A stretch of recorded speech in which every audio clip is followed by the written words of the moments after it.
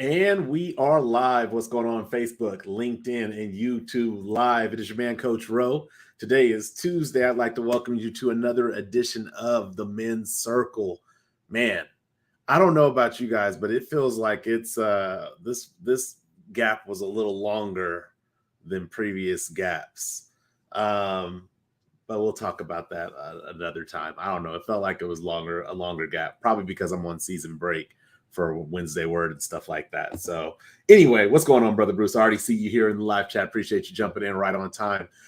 Tonight, we are going to have a topic that I have to say is long overdue, like long overdue. And I have to say, I'm pretty sure like 98% of men deal with this in some form of capacity. So tonight's topic is going to be emotional manipulation. And before I get into what the topic is about, I've actually split this topic into two different segments.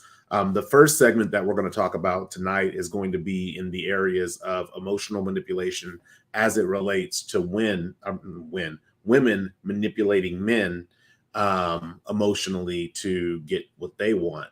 Part two is when we go and take the rest of the gloves off and talk about how we as men use emotional manipulation to our advantage. So let's jump in. Brothers, you guys can introduce yourself. Glenn, you were here first, so you get to introduce yourself first. What's going on? Billy, Tim, YouTube, all the platforms. Yeah, Glenn Davis, happy to be here. Just grateful to have a seat at the table to have conversations, learn and add value to the platform. So appreciate it. Happy to be here tonight, man. Yes, absolutely. Appreciate you coming through. Brother Tim. Tim Rushing, consistent contributor to the men's circle and enjoying every minute. It's funny you said it felt like it was a long break because I was over here gearing up, getting ready for men's circle last Tuesday because that felt like it was a long break. It was only 1 week away. So this has become very valuable, and I hope it's reaching the right ears out there because this is a lot of conversations that people need to be a part of.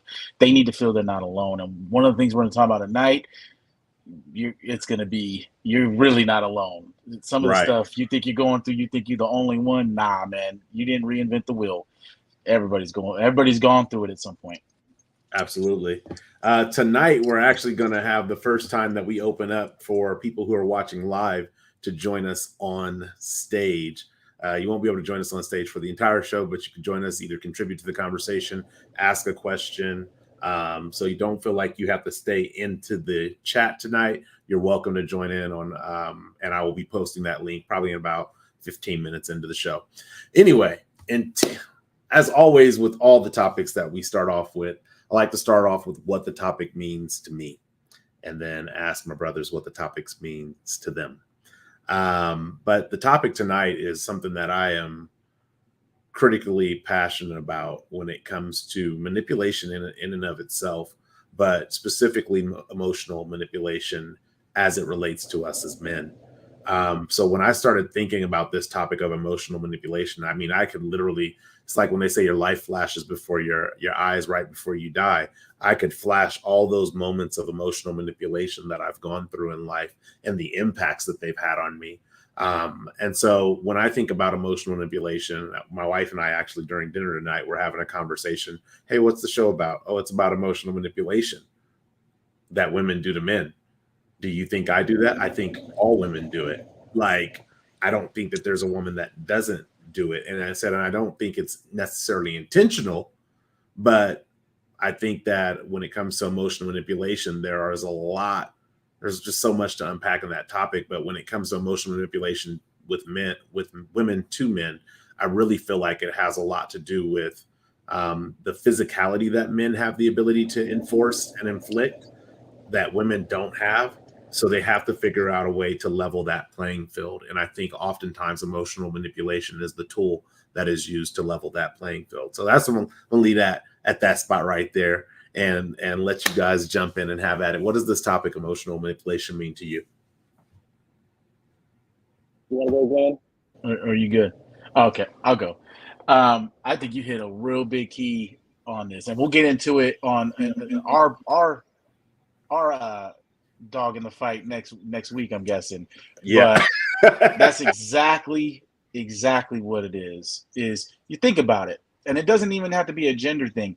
It's the physically weak have to do something to level the playing field, and the manipulation is getting somebody to do something they normally wouldn't have done without your provocation. So that's how many times can you think of in your head that a pretty girl put her hand on your shoulder or on your arm and said, please, can you do that? And then you're like, what? All right. And you would have never thought about doing that in the first place.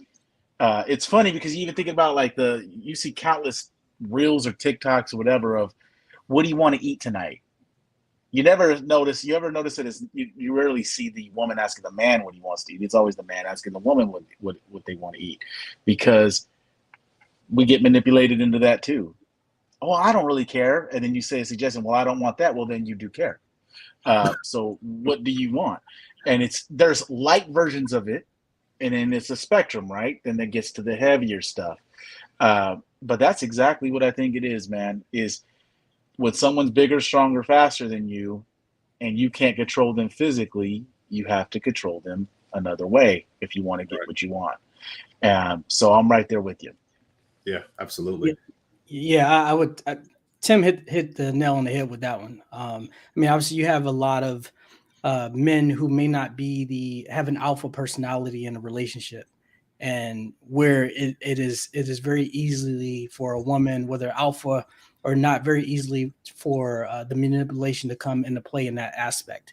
And then the same thing, if you have a male who is alpha, there's still room for the significant other or the woman in the picture to still place a level of manipulation in there. And so yeah, this is a very interesting topic, man. This is going to be a great talk, and I'm interested to see the comments in the chat too.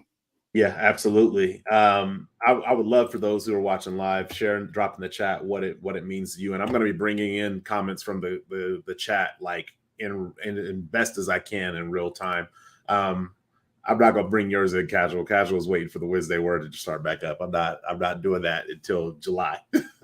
But Bruce did say when it's intentional, it can ruin a good man. Absolutely. Actually, though, I'll even up you. I'll one up you on that in the regards of even when it's unintentional, it can ruin a good man. When it's unintentional, it can ruin a good person. Period. So I would like to really kind of jump in. And Tim, it's funny what you said as far as it being a spectrum. And so as men, I always tell my wife, it's like when we have conversations and you're talking to me, my brain is saying, what do you want me to fix? Right? Like, what is the action item I'm supposed to take away from this and implement so that the issue is fixed? And what I'm realizing in my conversations with my wife is that sometimes it's not about I need something fixed. Sometimes it's I just want to vent. I just want to tell you. And that's a really hard space for me to be in. Like, you just want to tell me, and then you don't want me to do anything to fix that or to repair that or to make it better or to improve it. Like, nothing. And so from that emotional like spectrum, there's times where it's very light, like you said, Tim. There's times where it's very light and it's something that's very easy to dismiss. But then there's other times where it's intentional. And I'm going to go to, which is not even the heaviest part of the spectrum, but I'm going to go to the middle of the spectrum where it's like, never mind, forget it. Like, what the heck do you mean, never mind, forget it? Obviously, there's something on your mind. So the fact that you're trying to walk away from something and say, never mind, forget it, it makes it really hard. So I would ask the question to you guys in regards to the spectrum. How do you distinguish when you're dealing with emotional manipulation? How do you distinguish where it falls out on the spectrum? And then how do you deal with it according to the spectrum? Do you let it go? Do you acknowledge all levels of the spectrum? How do you guys rock with that? Yeah, I got you. So for me, I feel like it's fairly easy in this phase of my life. I think that kind of going through not understanding what it was as a young adult, experiencing it as a young adult, navigating, understanding who I really was, and kind of going through that. For that reason, I say that it's a lot easier for me now because I know who I am. I understand what value I bring, and so when it comes to gauging where do I, where do I go left or I go right, it just depends on number one, the individual, like who they are. Like if it's someone that I really, really have a lot of love for, I'm going to address it right there, or that might not be the right time to address it at the moment, but I'm going to address it and bring it back because I'm very big on communication. And so, but from the other aspect is I'm gonna look at that, and if it's sometimes it's just like, hey, it's not even worth my time to address it, right? Because I'm really big on protecting my energy. I'm big on protecting my peace. And so sometimes those conversations for me don't even need to be had because I know where I need to kind of keep them at. And Right. and I say that in the space of I don't have a wife that's like that now. So we're talking past relationships. So now that I'm a lot wiser, again, I'm going to protect my peace because if it's not within my home, if I'm not being manipulated within my home, I'm good. Or for the most part. So, Right. but yeah, so that's kind of my piece, man. I'm with it. I'm with that. Tim, what you got? This is really funny because you've heard on past episodes. Nobody is a bigger fan of my wife than me, for obvious reasons. But at the end of the day, she's still a woman, and there's still things that they do that, like you said, Ro, kind of baked in and innate in their psyche. And I realized that the man, like you made a good point, Glenn. 25-year-old Tim probably would have been different. But at this stage of my life, I've been able to, the old saying, pick your battles. I never really knew what that meant until I got older, like pick your battles. So the way I distinguish it, in the short answer, I'll give you the short answer first. How do you manage it? You manage it with what you do with everything that's emotional. You manage it with reason. So if it's something crazy, I'll say, well, hey, explain it to me. Why do you feel we should go this way? Lay it out for me. And I listen, if I'm hearing because it makes me feel and I feel like and I feel like and I feel like, I'm like, well, those are a lot of emotions, and emotions don't pay the bills. So what's the logical things that go behind it? And you brought up a great point, like how you said, sometimes they just want to be heard. They don't want to get your advice. That's very, very true. I learned something over my marriage where I'll ask it's going to sound dirty when I say it, but it doesn't mean to be that way. I'll say, do you want my mouth or do you want my ears? You know what I mean? Right. And because sometimes they'll say things to you. And the interesting thing about a woman is they're so different than us. And what they find interesting, we don't necessarily find interesting. So they'll always start telling you a story, and then they'll start like in the middle. And if they feel they're losing you, they'll tell you, let me tell you why that's important. And then they'll start going back. And next thing you know, you're 6 months back on what happened today. And we're like, wait, I didn't want to get caught up on this soap opera just to tell me why this went that way. So they feel a need that we are interested in what they're interested in, which is kind of different from the male experience, at least from my point of view.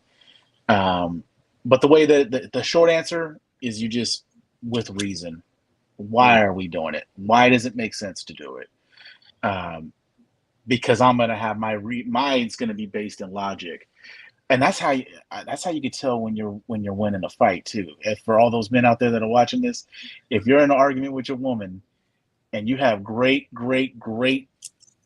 information, factual stuff, and you're hitting her and she starts going into how she feels, and she starts going, never mind, and getting short with you and pouting, and then you got her.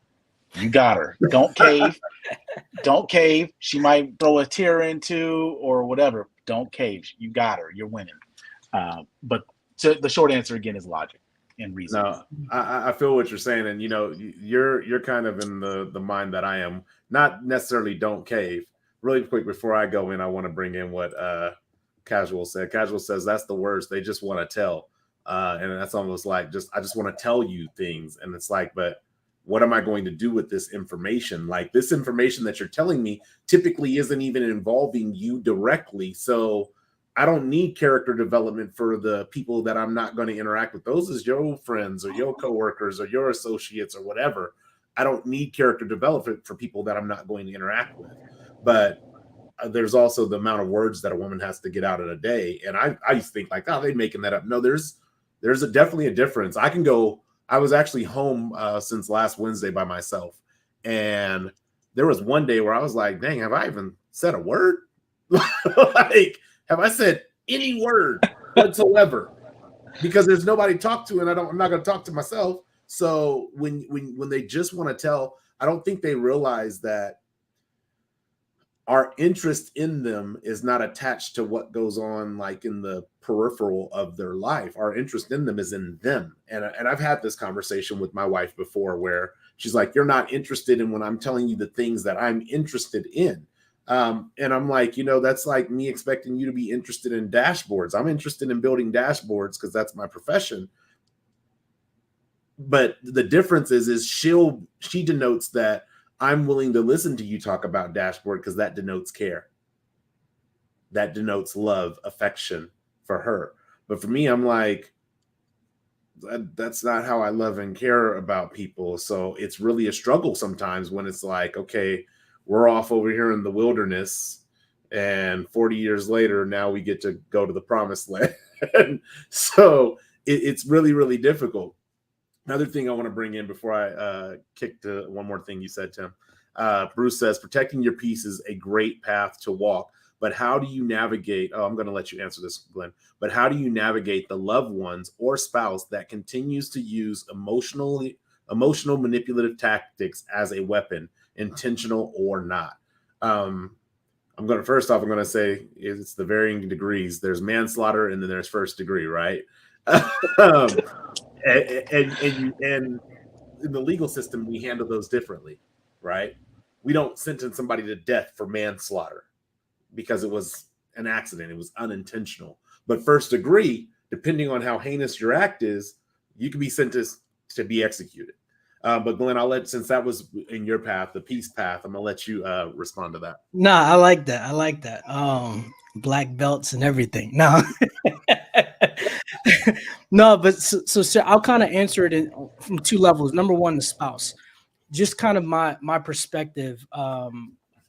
If it's the spouse, for me, kind of going into understanding at the end of the day, we're one, right? And so, if this is the case, going back to the communication may be the ultimate answer, but like, how do you get to that point? Because essentially, if you're at that point and you've tried to communicate, or vice versa with the spouse, they tried to communicate with you and you guys are just on two separate pages, I think that's where you bring a professional in. That's where you bring in that outsider who specializes in helping husband and wives go through the emotional manipulation. And so that's one. On the loved one side, for me, I'm quick to cut somebody off if you're not adding value to my life. And again, just kind of going back to protecting my peace. While I still love you and we're blood, at the end of the day, I have to protect my energy so that I can pour into the people that I absolutely love and that I care about. Because my hands are involved in so many projects that affect lives, I have to make sure that my oxygen mask, there's no holes in it, right? And so again, I will reach out to the loved one to try to have a conversation. And depending on how that conversation goes, I may have to kind of distance myself in that season, right? So those are kind of my answers. There's obviously a lot more to unpack with that, but just to kind of keep it at the surface level. Yeah, I can give some insight on that for someone that's had to do that a few times. Full Michael Jackson on them, man in the mirror. I love to show the mirror to people. I like to recap what you're asking me, because sometimes people don't even realize how crazy they sound with the things that they're asking you to do, and how they're mad at you for not being able to accommodate. We talked about this on a previous men's circle, where sometimes people will ask you for something, and if you can't come through to help them, they're like, "Oh, you ain't there for me," and they'll really come at you like, now all of a sudden their problem is your problem when you had no action in that problem. So what I like to do is I like to shine the mirror up to it. So just so we're on the same page, you really upset about this. So you're going through this. You came to me who had no previous knowledge of this, no preparation for this, and you're asking me for this. I'm telling you I can't give you that, and now you're mad at me and you hate me. Am I hearing that right? Typically, what you'll hear when you do that with somebody, they'll start backpedaling a little bit. Well, no, it's not that. I just, I'm desperate, and then they start. A reasonable person will. Some people will say, "Yeah, you ain't there for me when I need you," and it's like, all right, well, now I'm just don't know what there. I could tell you. Let me go ahead and tell my kids that you need $10,000, so they ain't gonna have a place to live for the next few months. You know what I mean? But the spouse one is a little bit tricky because the spouse one. I'm a big believer in what I feel the society is missing. There's two things this society is missing, or severe lack of deficiency of. One is empathy, and two is accountability. Nothing is ever anybody's fault. It's always somebody else's fault. You even look at even something as something as trivial with sports. Everybody's yelling at the ref. You missed the call. You go back and watch the 80s basketball, people ain't clothesline. They ain't looking at the ref.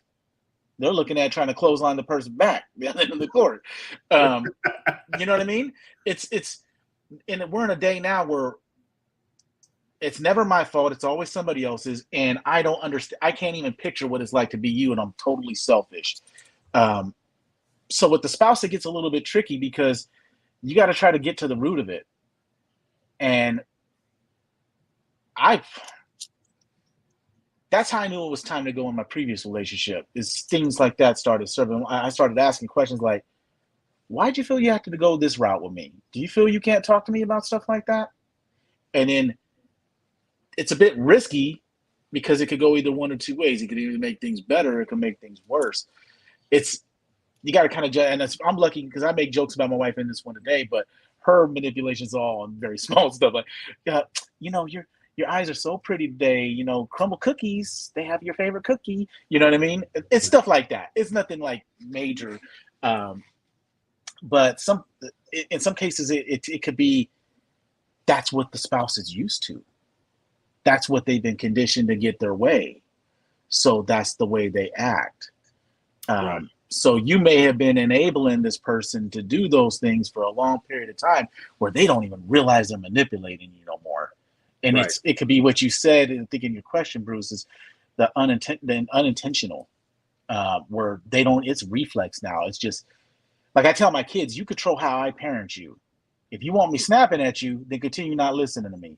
If you do what I ask you to when I ask you to do it, this is the volume level dad you're going to get. But if you need dad to go bad in order for you to get what you got to get done, that could be had too. So you decide how you get parented. Kind of the same way with how you accommodate your spouse. So all about showing them what they're asking you. Hold that mirror up. Don't be afraid, because you're not in the wrong. Right. These people are trying to make you feel guilty. That you're trying to use that emotion of guilt to make you do something you normally wouldn't have done, and compromise things you would have done you normally wouldn't do. So you're not the one in the wrong in that situation. Yeah, guilt, shame, pride. Those are the three main. I'll either guilt you into it, I'll shame you into it, or I'll make you feel so proud when you get it done. Like guilt, shame, pride. Top three emotional manipulation tactics used by people in general, but definitely when it comes to men. One of the things in regards to how do I navigate it from the peace perspective is I really look at it kind of like a frequent flyer program, right? How often is this person flying on the emotional manipulation when it's outside of my home? If they're frequent flyer miles, they can take a trip from here to Spain and back with no money out of pocket. Yeah, we're probably going to be dissolving that relationship. And I think about a relationship that I ended a couple years back with a person who was aggravated by, I can't remember if it was something I said or something that I did.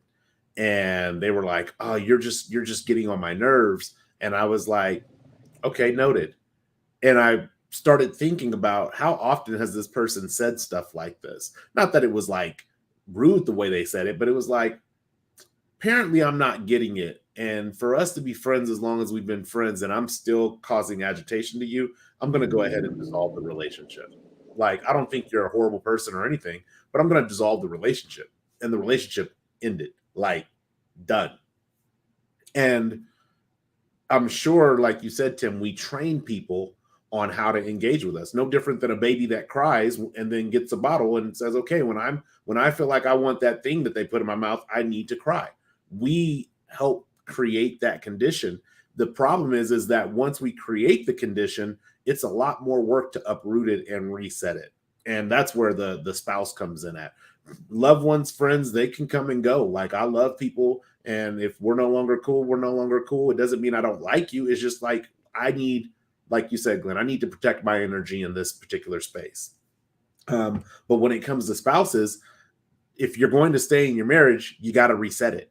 You have to reset it. It's almost like when you let your pool go for so long and algae develops in it, at some point you have to shock your pool. And part of the shock doesn't have to be, for a long time, I thought that shock had to be like shock and awe. Like, that's what I thought, we had to like blow up the spot. But it's not that. What it is the same consistent effort that got you to the place that you're in now, from allowing that behavior to cycle and cycle and cycle, is the same consistency it's going to take going in the other direction to get back to a space to where it's like, no, we don't emotionally manipulate each other in this anymore. I had a conversation, I can't say with the person, but with the person, and they had told me that something was unfair. It's unfair. Now, for a person like myself who tries to be equitable for people, and like, yo, I don't want to be the winner, I don't want to be the loser, I think it should be win-win. When you tell me it's unfair, now I start thinking about, well, how did I make it unfair, or what can I do to make it fair? And really, I stopped myself, because that's a pattern for me, is how can I fix it? Going back to, you told me something, now I have to fix it. And what I sent back to the person, I said, can you please elaborate on how that is unfair? What do you mean when you say that's unfair? The logical reason, get them every damn time. Because now we're going to have a conversation about what is fairness and what is unfair, and if it's even possible for it to be fair in this situation. But what we're not going to do is have a conversation about, you feel it's unfair. Like, that's not a conversation that I'll ever be able to come out on top on, or for us to see eye to eye on, because you are entitled to how you feel. So when it comes to spouses, again, it's the consistent effort in the opposite direction. The other thing that I want to talk about, and this is, thanks, Bruce, for that question. This is in regards to what you were saying, Tim, from when you start reasoning and using reason, and you get to this place where they go back into, hey, well, let's go back into feelings world. I have been learning that it is okay for you to feel the way you feel, whether it's logical or not. It's okay for you to feel the way you feel. Just like in having dinner with my wife, I feel that all women have emotional manipulation tendencies. That's how I feel.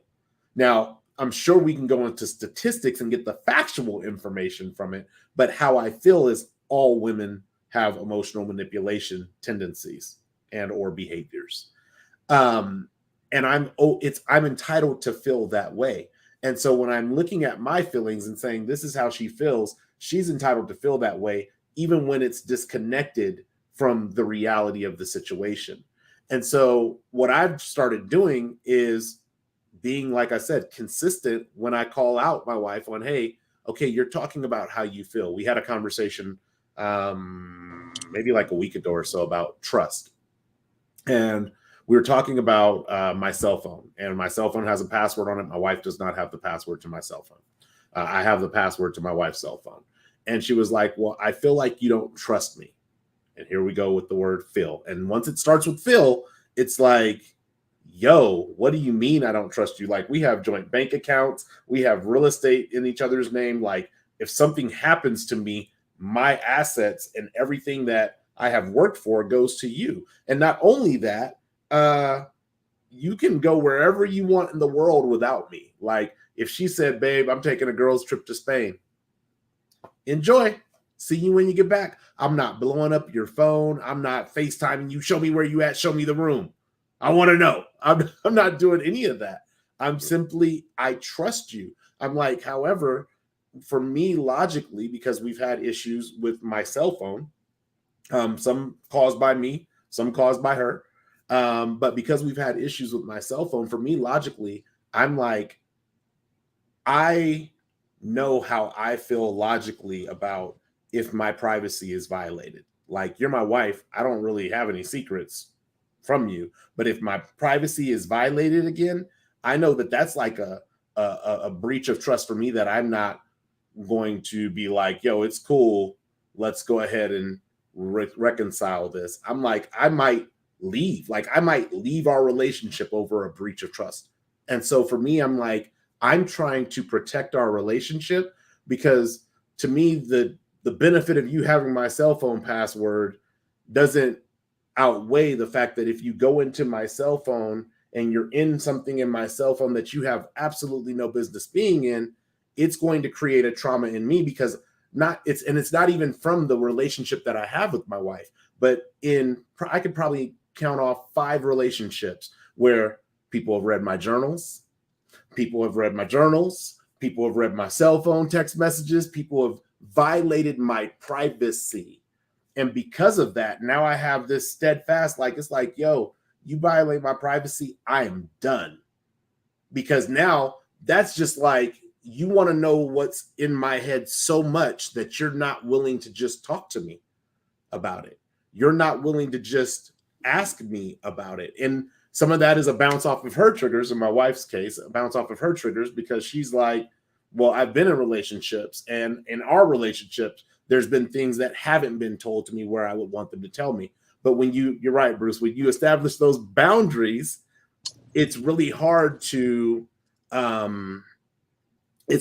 be so stern and strict with the boundary when people start throwing feelings at it. Well, I feel like you don't care about me. And Bruce and I were having this conversation earlier today about the safety, because that's what my wife says. And we just had this conversation at dinner, where a woman will say, well, I feel like I can't tell you how I feel, and it's not safe to tell you how I feel. That is an emotional trigger for a man, in regards to, I'm supposed to be the protector, and the person, especially as a wife, that I'm supposed to be protecting does not feel safe. I have to protect her because I'm the protector, right? And so I step up into that role, and it's like, who are we going to protect you against? And the only thing there is a mirror of you. And so it's like, what we do is, they say we stonewall. My wife has said, you stonewall, you just shut down and stop talking. Well, now I don't want you to not feel safe, so I don't want to say anything that might create a lack of safety for you. Now I'm just going to be quiet, and I'm just going to listen, and I'm just going to shut down all the emotions that I feel that came up when you told me, as your husband, you don't feel safe. So on that spectrum, and with a spouse, it's really difficult. But I will tell you, it is calling it out every time. It's exhausting. I'm not gonna lie. Calling it out every single time that the emotional manipulation takes place, calling it out. And it's not about it's not about always logic, because you can simply ask them, does that feel fair to you? Does that feel fair to you? Like, you get to tell me everything about how you feel, and as soon as I disagree with how you feel and tell you how I feel, now all of a sudden I'm the bad guy. Does that feel like it's fair? Because it feels like what you have a problem with me doing is telling you how I feel, and then you turn around and do what you just said you don't think feels good. So you work through that through consistency. But that's what I got. I got. Didn't mean to cut you off, Glenn. I just got some things that are right off the top of the dome. For someone that's having struggles with your wife or your significant other, you got to ask, how much is your peace? How much endurance do you have in your inner peace? Because one of the things that ends up happening is you cave and you fall prey to the manipulation to get back to your peace, and they know that. So when you want to, like you said, Billy, like shocking the pool, right? When you have to shock the relationship and, you know, challenge some things, hit things with some logic, you're going to not have peace for a while. And it's how long can you go without that peace? Because in order to get to where you ultimately want to go, you're going to have some temporary uncomfortability. There's just no way around it. The other thing you said, Ro, which is very, very interesting, because you hear this a lot, not just with you, but a lot of couples. Personally, my wife has my cell phone code. I don't really care. And I'll tell you why. Me and you we're very much alike, Billy, but we're very different in some areas. You're a master networker. You maintain and build relationships, where I am the ultimate opposite side of that coin, where my circle is pretty small. The people, you know, but you know, you're like, I like to say, you're like the Sacramento Kevin Bacon. There's somebody in this world. You can go 6 people, they know Billy in Sacramento, or even probably Northern California. So it's different for me. So if my wife goes into my phone, she never really. What is she going in there? And the main question is, why does she want the code? What is she looking to find? And the problem in your situation is, because you're a networker and you maintain relationships with a lot of different people of the opposite sex. If you're already feeling a certain type of way and you read some text, you may cause a story that isn't even there. You know what I mean? You may look at it and see, oh, why is she asking him how his day's going? Why is she saying good morning to him? And it could have been, she's like, hey, good morning. And she's hearing it like, good morning. You get what I mean? Because if your mindset is and that's your own insecurities, if you're going into something like that. And if you're already going in with that looking to be betrayed, the old saying, you'll always find what you're looking for. It might not even be accurate, but you'll connect the dots in a way, and then you'll look foolish when it gets proven afterwards. So the biggest question is why? Like, why do you, what would that do for you? You know, what is the source of that? What are you getting from that? But I just had to get that off the top of my head, because they know that we crave peace, and we don't ask for a lot in this world as men, but we do want to have our peace, and we want to be able to fight our battles in the world and then come home and be able to unplug and be comfortable. When you disrupt that, like, quickest thing, on the small scale of manipulation. How many of y'all have been told, hey, can you go take the trash out real quick? And if you don't jump up and take that trash out within 3 seconds, oh, never mind. They start playing with the bag and act like they're going to go make a trash run and all that. Just to, you know, okay, I'm getting up. Relax. I got it. But then you ask them, hey, what's up with dinner? You said you were going to cook tonight. Oh, you're rushing me now? So it's funny how that works. So they do that because they know what they're doing with that gesture is they're threatening your peace later on, because now you got to deal with the irritated spouse. You want to deal with me irritated for the night, or do you want to take this trash out right now? And so you go and you pick your battles. I'll take the trash out. Not going to deal with it. But sometimes they run too close to that. They fly too close to the sun, and that shit burns them. We'll probably get into some of that a little bit later, but I didn't mean to take it over, Glenn. No, you're good. Glenn, what you have? I thought you had something you also wanted to add. Nah, I love sitting and listening, man.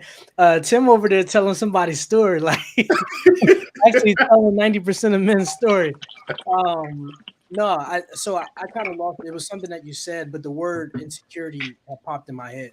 I think when you were just kind of you were highlighting a couple of things, and you know, regarding the question about managing the spectrum of emotional manipulation, is I think that's one of the major triggers. Like, as far as when you have that you know, your spouse that are insecure in some areas, it forces them, whether intentionally or not intentional, to do things out of their character, right? And then the other piece to that, the other word that popped in my head was communication. And I really believe that from my life experience of understanding how important effective communication is in a relationship is super key. I mean, just like, you know, as Ro, as you were kind of talking, I was just like, man, like, not that my relationship's perfect, but I feel like I've experienced enough in life to where God has blessed me with the person that I'm in a relationship with now.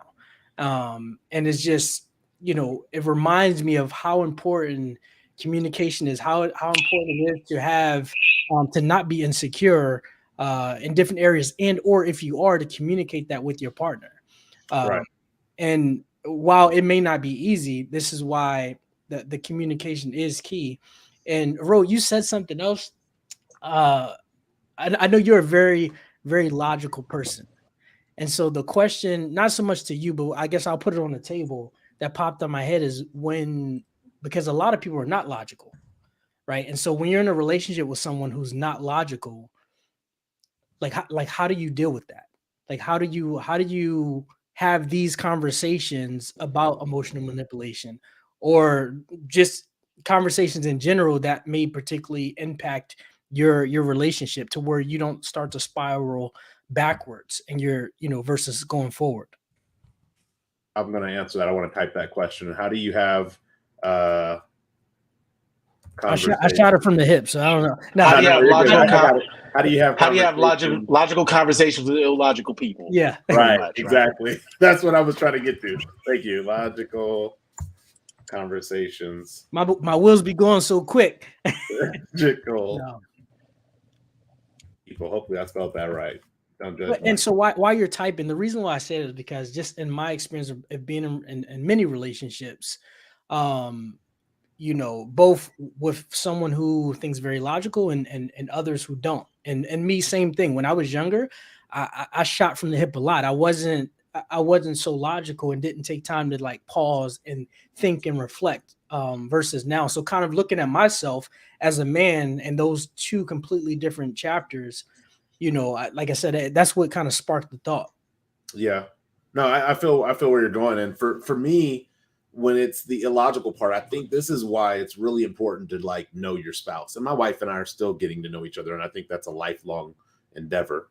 But because I do know my spouse and I know some of her past traumas, I'll use this as an example. She had told me at one point she was in a relationship, and she was sharing the car with the person she was in the relationship with. And I don't remember if she got in an argument or something happened, and the person was like, well, don't use my car, right? And because they were sharing his car, she was just like, yo, all right, bet. Next day went out and bought her own car, right?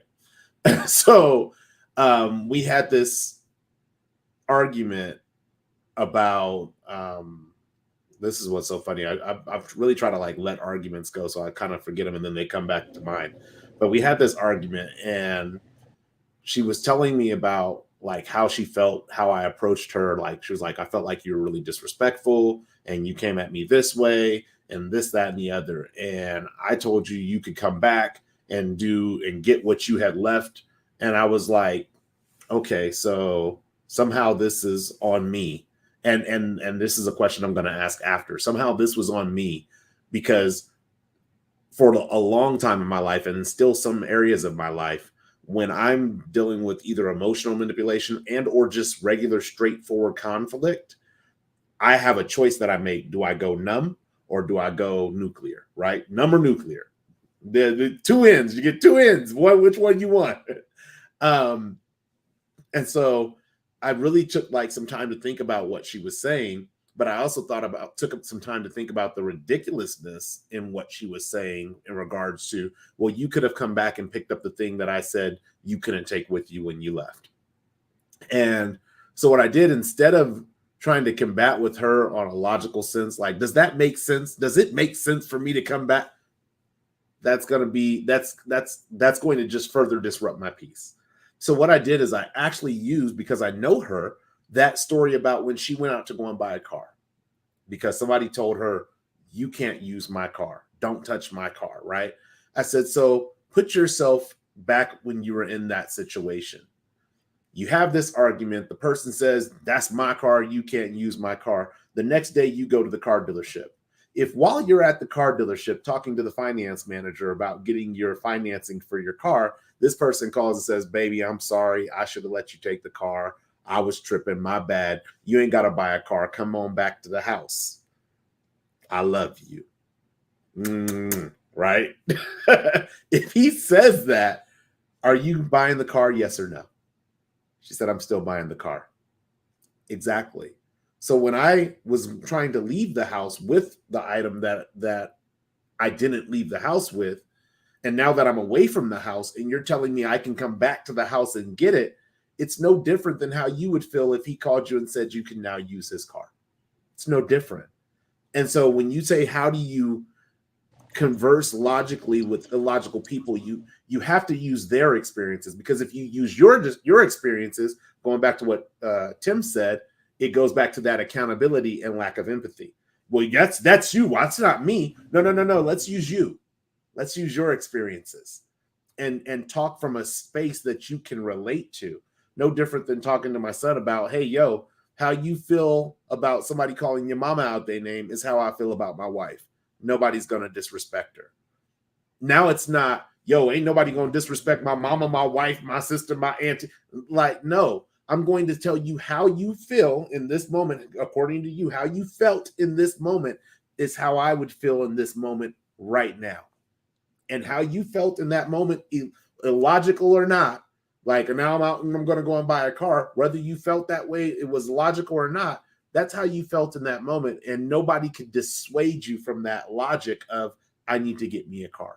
And so that's how I converse with people when it comes to emotional manipulation. And it causes tension. It's not comfortable. Like, I don't want to make it seem like it's roses, because it's not. It's very uncomfortable to have these conversations and to interject immediately.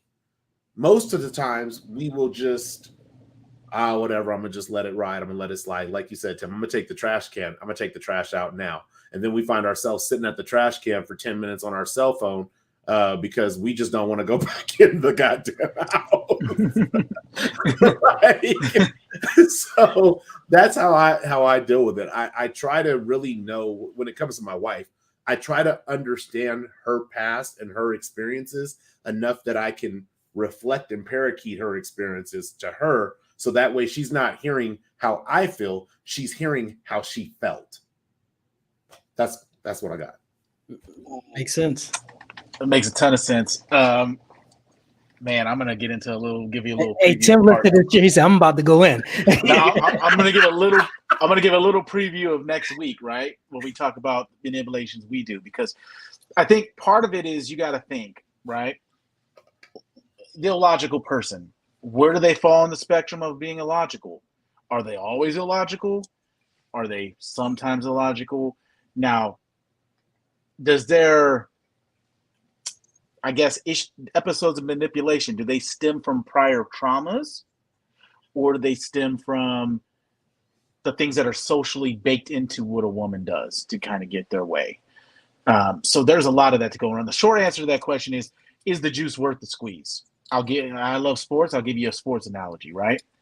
They always say a football player, no matter how trouble he makes off the field, as long as he's producing on the field, he'll have a job.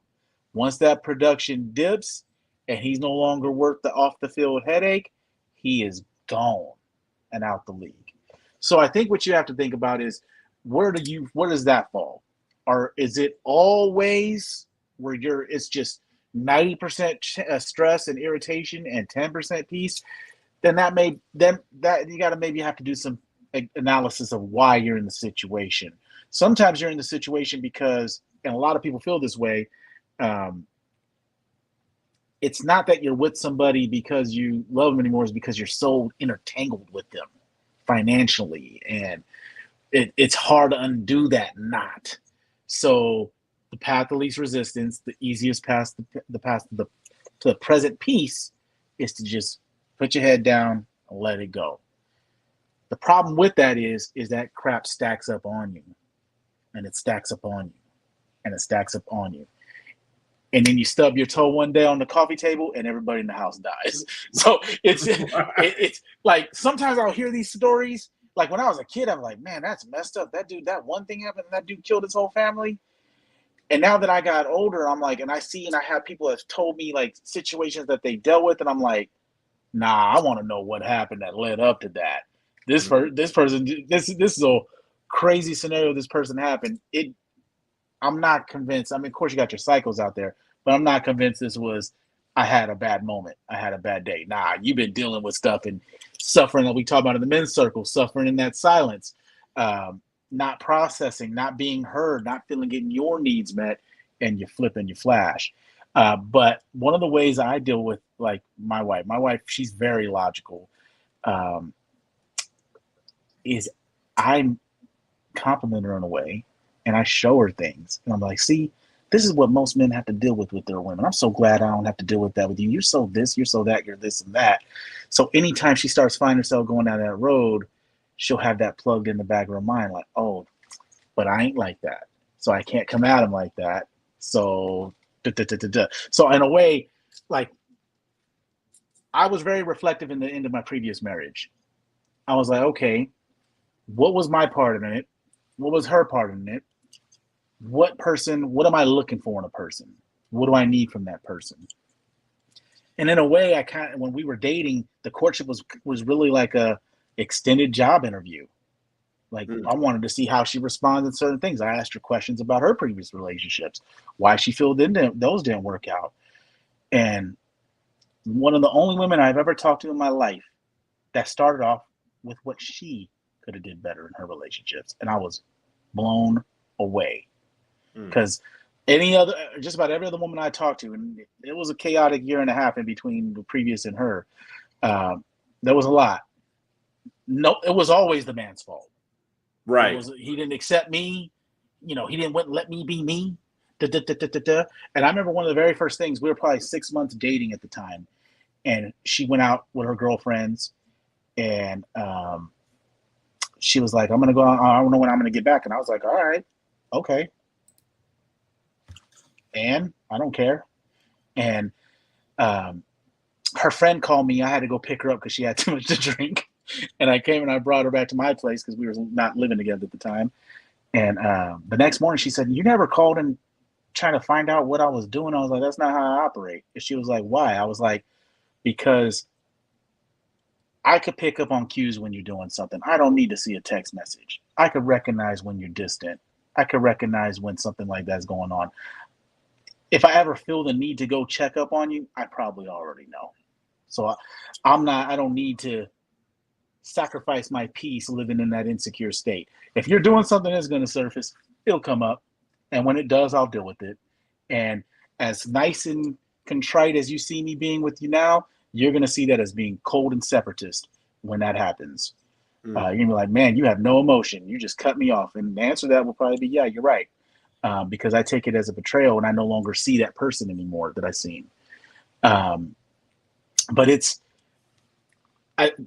to answer the question is you kind of have to do an assessment. Where do they fall on the spectrum? Is there anything, is it worth your sanity to continue going that way? What have you tried? Because the thing about illogical people is they'll get you playing their game and you'll go to have a peaceful conversation with them and then you'll find yourself, you're doing the yelling. You're like, how did I even get here? You know what I mean? I always like to quote my favorite philosopher, Jay-Z. People say don't argue with fools because from a distance, people can't tell who is who, right? So you got to be careful when you get in that conversation. It's usually with illogical people, I don't really say anything. I ask everything. Everything's a question. It's a question. Okay, so tell me about that. Because it's almost like that, like the reverse toddler, how the kid asks you, why? I'm going to be the why? Tell me. And then you'll finally be like, oh, you'll tucker yourself out with your illogicalness. So hopefully that you get something out of that whole thing I just said. But go ahead. I kick it back to you, Glenn. How are you handling logical and illogical conversation? So, I mean, to keep it simple, like I don't waste my time. Now, for the sake of this particular topic, I have to waste my time to a degree, right? So kind of circling it, but for most people, like, again, I'll ask questions like Tim. I asked a couple questions. If I feel like I'm not getting anywhere, I'm gonna leave it alone. Now, if it's someone that I absolutely love, that's when I gotta tap into that reserve tank of patience. And so, again, that moment may not be the time where I'm getting anywhere. So it may be like, you know what, like we may need to table this and come back to it. And so, but for the most part, my first reaction is just like, okay, I'm not going to sit and waste my time. Like I have I have too many other priorities to allow um, that individual to be a waste of time. Right. So, but again, it does depend. Realistically, it does depend on who it is. Right. Because if it's your wife, then For sure. Yeah. That's right. all right. I'm gonna put in this time.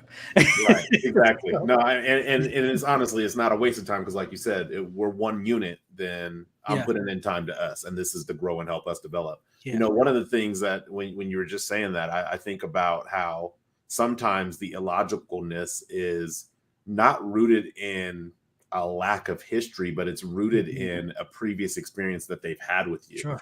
And when you just said sometimes we'll table it, that reminded me that I often, and she doesn't do it that much anymore, but there was a point in my relationship because I was preserving my peace and like, hey, yo, I'm gonna just keep my peace. I'd be like, we'll talk about that later. And we would never come back to the table to talk about whatever it is we tabled, right? Mm-hmm. And so that created a behavior of my wife feeling like anytime he says we're going to talk about it later, we ain't going to talk about that shit. Like, we ain't going to talk about it at all. So, but I got so much to say right now. Right. But so because that created that dynamic, what ended up happening is later when I was like, okay, we're going to talk about it later. And I started holding myself accountable, that A word again, accountable to coming back and having these conversations. And we're talking about it. Every once in a while, I'd say, hey, I'm not in the space to talk about that right now. We'll have to talk about that later. And she would say, you always say that. You always say we're going to talk about it later. And then we never come back and talk about it. Why? Because like you said, Tim, I have so much to say and I want to talk about it right now. Right. And it's a manipulation because, yes, you're mixing truth. The previous I'll talk about it later did mean get out of here, kid. Don't bother me. Right. But the current I'll talk about it later means we're really going to come back and have a conversation about it. And so you trying to guilt me in to talking about it now, because that's when you want to talk about it. You're mixing this past, this thing that I used to do when I would table things with a completely different person that's tabling things and actually going back to the table and addressing what's left on the table. And so I say that to actually ask what my next question is. Hey, bro, can I chime in before you? Brother, go ahead, jump in. So, here's the reason why I want to chime in, because as men, we are, one of our roles is to kind of be the leader of the home, mm-hmm. right? And so as you were saying that, I thought about like when we're at work and we're leading people, if the people we lead, if something happens and we feel like we need to address something very like at that very moment, but we also know that it's not the right time and we need to kind of table it, we'll pause it to come back to where we start like really processing our thoughts to like, okay, cool. I'm fired up right now. Now I know if I say something to the people I lead, it's not going to be it's going to be ugly, right? And I think that we need to also be reminded of when we're leading our home, the same thing, right? If it's at work, we're going to most times we're going to circle back and say, okay, all right, guys, let's have a meeting and address whatever needs to be addressed. I think that we need to have that same microscope or that same lens within our home as well. Like if we say, hey, we're going to come back to it. We need to, again, us being the leader of the home, we need to lead by example and do that as well, because we wouldn't leave that conversation untalked about in the office. Absolutely. Right. And so why should we leave it unsaid within the home, because if anything, if you're looking at what's more important, generally the culture in the home is more important than the culture at the office. Right. And so I wanted to say that, man, just as a reminder to us all as men leading our homes. And I had to just check myself for what I just said as well, because we need that reminder sometimes. So, all right, I'm ready. I hate when I be talking and checking myself at the same dang time. Sure. No, really quick. That's Casual. Casual said he's on the road. Otherwise, he would join us in the stream. You have to catch us on maybe in 2 weeks or so, Casual, if you're not on the road then. But Bruce is having a good time, it looks like, in the chat. He said, Tim, you're out here preaching. And then he said that A word is uncomfortable as hell. That accountability word. It is, because you're holding yourself. And then he said, that's a great point, Glenn, that we make things productive and efficient in the office, and we don't put sometimes that same effort into our own culture in our home. So no, definitely a great point. So with that, I do have a question that I want to kick to you guys, because as you said, Glenn, sometimes in the office, you realize it's not the right time to come at the situation. And so you take the break, you come back and you say, okay, now I could address this more productively. But how do we react to the emotional manipulation without going numb? Because again, I think all of us have said it at one point in this conversation. And I don't think my wife really understood this about me when I used to tell her yo, my priority is my peace, because without my peace, I can't function at the higher levels that I need to function for anything else. So my priority is my peace. So if you start coming and attacking my peace and disrupting and creating chaos instead of aligning with the peace, at some point, I'm going to choose peace, because I'm not going to choose insanity. I'm not going to choose insanity. It's not an option. So how do we react to the emotional manipulation, whether it be with our wife or anybody, actually, without having to shut down and go numb, so that way we don't feel the emotions that we have to process within? Yeah, I guess I'm gonna let you go first. That's a great question, man. Oh, you want me to go first? I'm over here processing. Yeah. Go ahead, Tim. Well, see, here I go, Mr. Inquisitive again. I like to figure out why you go numb in the first place, right? So here's what ends up usually happening. And in my current relationship, I can't recall a time where I felt like I had to go numb. I've had times where I've had to, like you said, let's table it, right? But man, I hope she doesn't watch this. But when I say let's table it, what I'm really doing is I'm brainstorming how I'm going to approach this later. So you're going to get prepared, Tim. So that's going to be rough one for you. Hopefully you're doing the same. But the numb in the first place, a lot of people that I talk to, the reason why they feel that they go numb is because it's like when you're in checkmate. No move you can make is any benefit to you. It's like I'm a prior serviceman, and I think, Glenn, you are too. I served in an area where there was a lot of landmines. And they said, if you find yourself in a minefield where a mine goes off, you got to stand still, right? And it's funny because that gets brought up a lot as an analogy for this type of situation. You're in an emotional minefield. So the reason why you go numb and you stop is because you can't think of a way to communicate that's not going to have you stepping on some mine and blowing up and then going nuclear. So the reason why we go numb, from my assessment of it, is because we don't feel that we could be heard. So what's the point? So the way I stop from going numb is I think about explaining how I feel, why I feel, and then asking them what their intent was. And then usually, sometimes I can heighten it for a split second and then it comes down. But the softer you talk, the more weight you carry. When the more you yell, what's going to happen is women, they are verbal judo enthusiasts, man. You start yelling, all of a sudden they flip that on you, man. You're the enemy now. You could have been right. And you start yelling and they start getting in their feelings and you're yelling at them, all of a sudden you lost this fight. I don't know how I ended up on the ground. She used my own momentum against me. So the softer you talk, the more patient you are, and you just ask the questions and tell them how you feel. This is how you're making me feel. This is why you're making me feel this way. What is your intentions when you bring this up? And then give them a chance so they can feel like they're heard. And sometimes that's a great olive branch to bridge to a conversation that wouldn't have had that wouldn't have had a bridge in the first place. So that's what typically works for me. I like that. Hey, Tim be on point, man.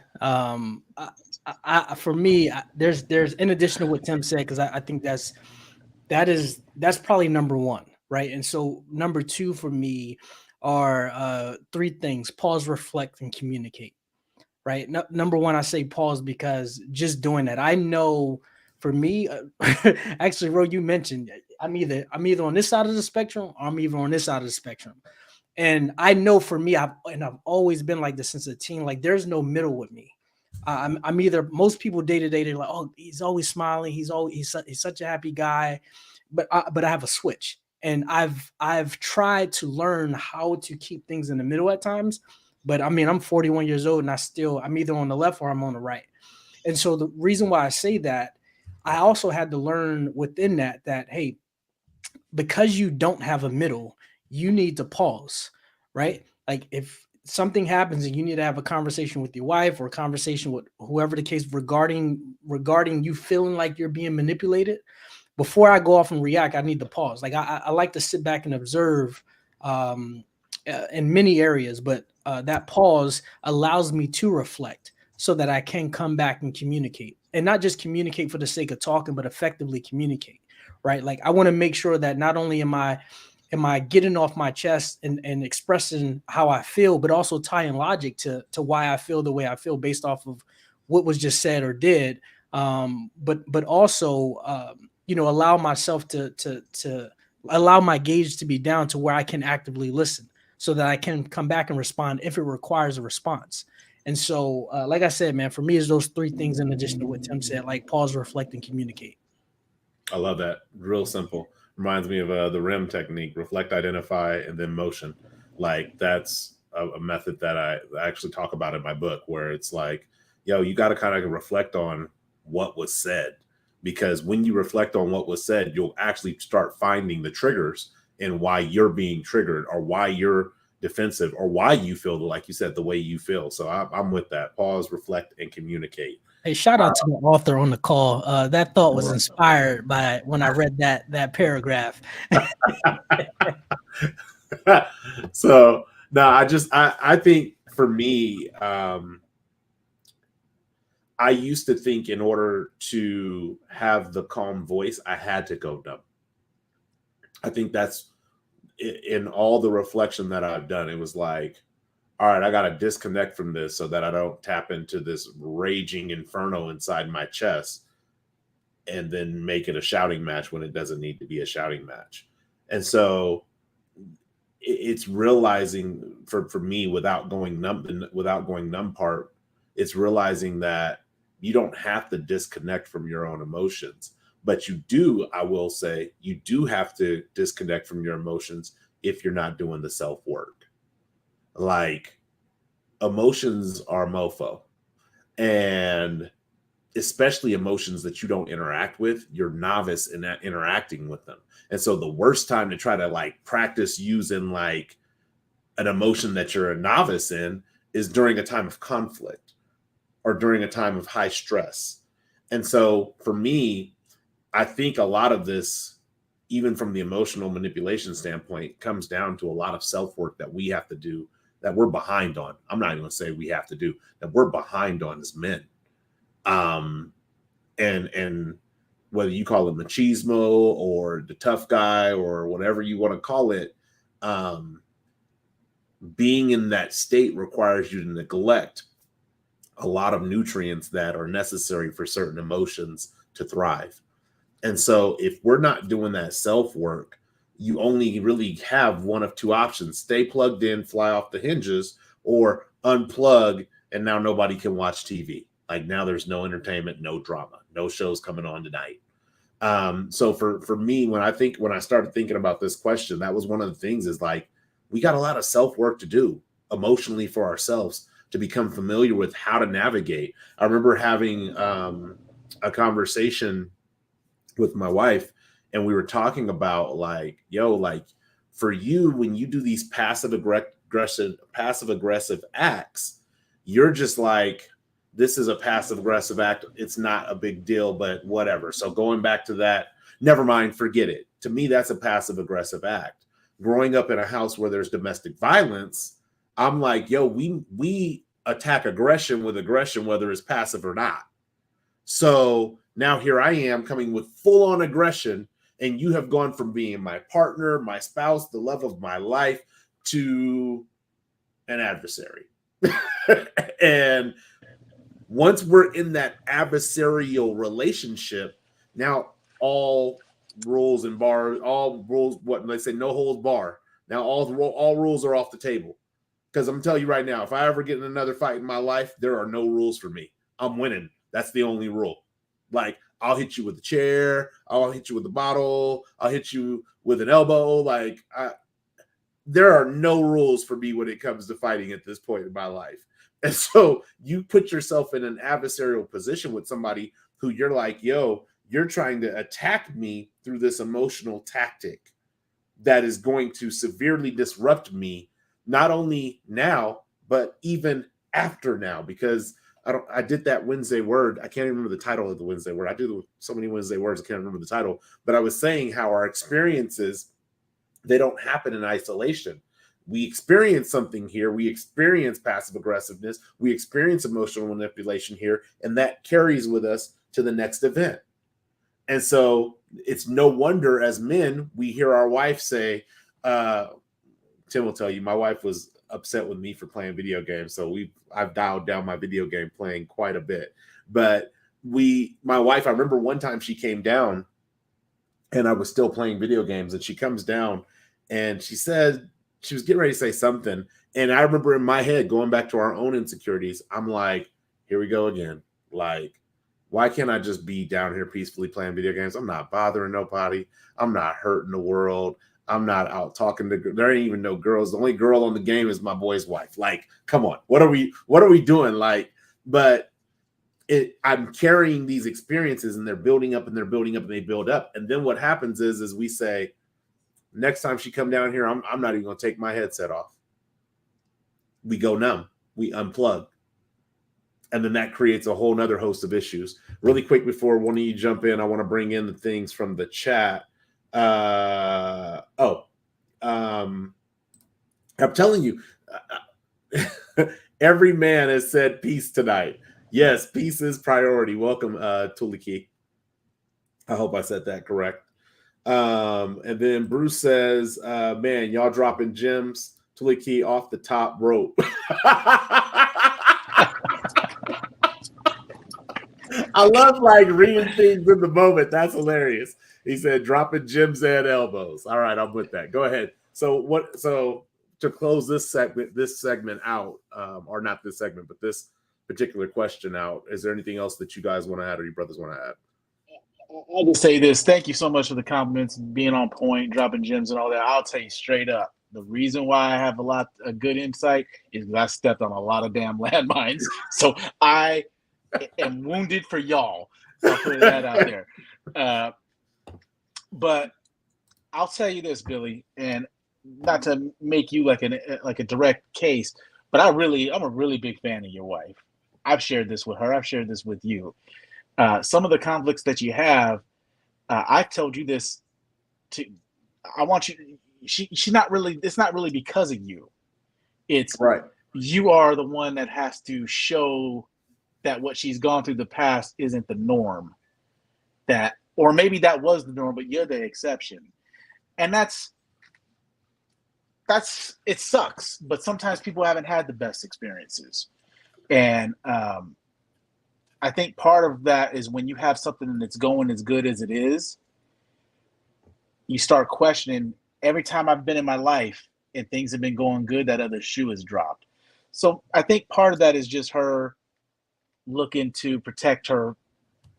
She's exposed. When you're married, you're exposed. That basically what marriage is you're telling that other person, you could destroy my world. I do. That's basically what you're saying to them. Here's a sword, and I'm going to turn my back to you for eternity. So please don't kill me. Right. Right? So that is And when you felt like you could go down that path with certain people and they burnt you,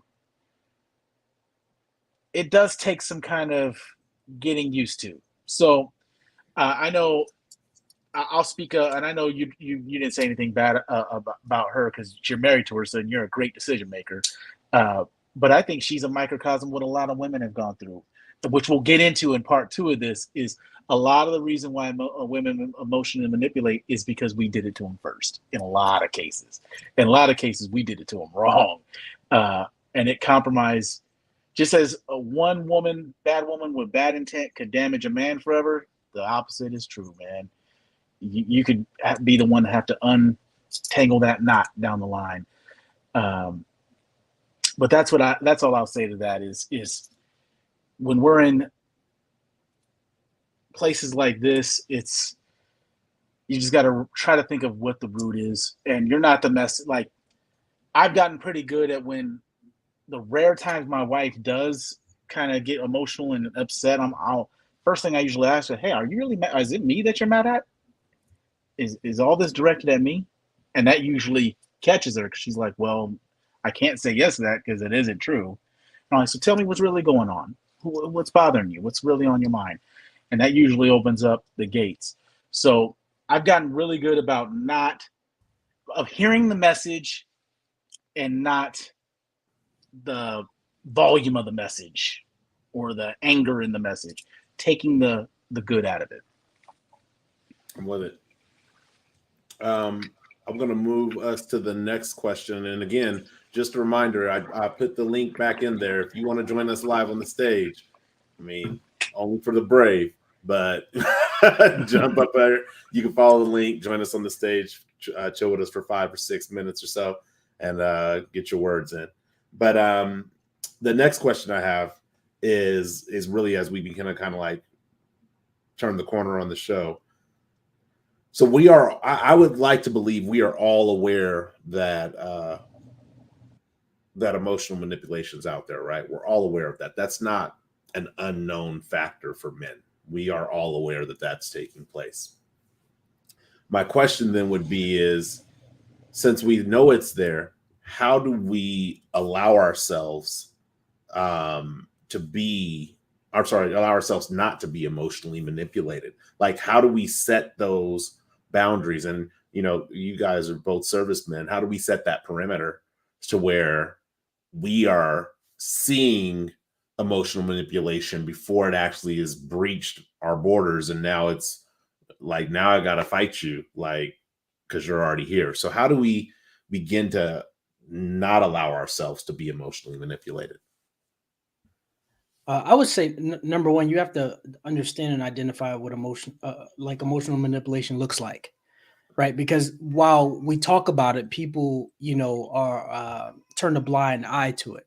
So, number one would be to identify, like, what does that manipulation look like? What does an emotional manipulation look like, right? And so, and understanding that, it's almost like you have, like we were just kind of talking about the battlefield, right? It's almost like, all right, that you have to set up your perimeter, right? And so in order to do that, you have to get equipment to set up.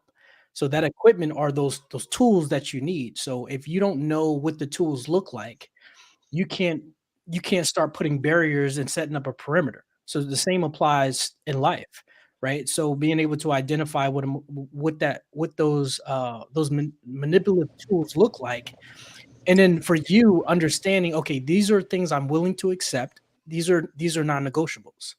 And so being able to do that will allow you to be more aware when those situations arise, because now you've already established what your boundaries are. And so, Correct. and you already know what boundaries you're willing to compromise and what boundaries are just like, I'm not willing to negotiate. This is not only, this is just who I am, but like, these are just non-negotiables. And if I negotiate, now I'm almost compromising the integrity of who I am. Right. The whole facility is now compromised. And that, because at the end of the day, I have to go and look myself in the mirror, right? And so like I said, for me, it's all of that, being able to identify what that equipment looks like, so that you can actually properly set up that boundary, that perimeter, or those barriers that you need in life. Period. I like that. concise. What you got, Tim? To me, it's the. I'm not gonna lie to you. There's times where I allow myself to be emotionally manipulated because I write it off. It's not the biggest deal for the whatever is going on. That's a lot easier to do with my wife. In previous relationships, sometimes you can see it coming a mile away. Like, how do you reckon? First, it's recognition, right? When you start seeing somebody act out of the ordinary, usually they're setting up a favor to be asked later. You know what I mean? The old quid pro quo. I'm gonna act this certain way, and then I'm gonna set you up for this question.